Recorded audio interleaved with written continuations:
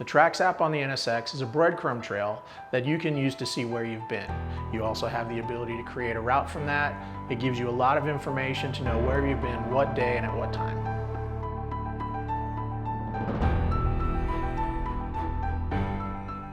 So to get to our track menu, we simply hit the home button and find our tracks icon. So from here, we have the ability to find our vessel and see what's happening there. We also have the ability to go into our menu and turn on or off auto trip detection. So what this means is every time the unit turns on, it's going to ask, do I want to continue the track I'm on, or do I want to start a new one? So if you want that to cue you every time you turn on the machine, turn on auto trip detection. But when you do go in here, you're going to now see all of your tracks that you've created. If I want to see where it is or where that track or what it looks like, I can simply go through and simply select them.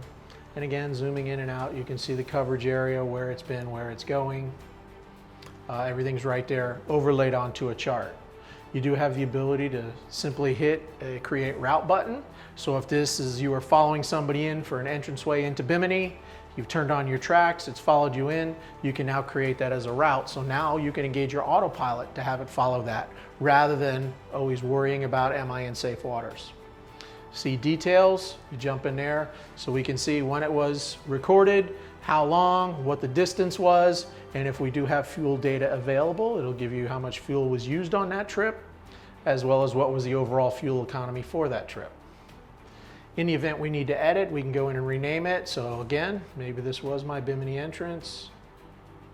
I'm going to type in Bimini entrance. And now I've got a name that makes it easy for me to go in and search. We do have the ability to go in and change the colors.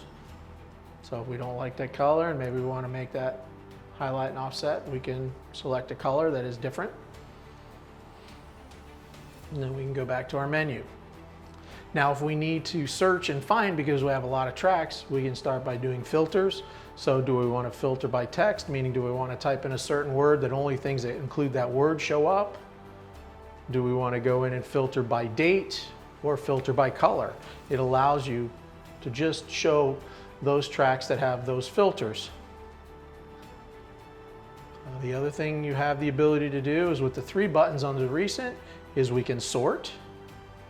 So now we can sort them based on alphanumeric, so numbers first and then going into the alphabet after.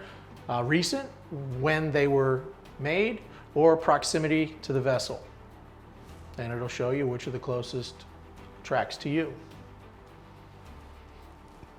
Now when you go in there, we also have the ability to export all of these tracks. So now we can take them, save them to a card, and take them off of the vessel and save them so that we can always have them in the event there's a problem. We can save it to an SD card, or if we have a USB stick in a 9 or 12-inch unit, we can save it to a USB stick. And now we've just exported those into that SD card. Now you also notice there's another button called import. So when you import, now we can look at all the files that we have in the machine that include a track. So remember we just recorded the test. We can simply pick one of those test files. And now if we had nothing in the machine, we can bring it in. And then if we want to get rid of everything, simply delete all.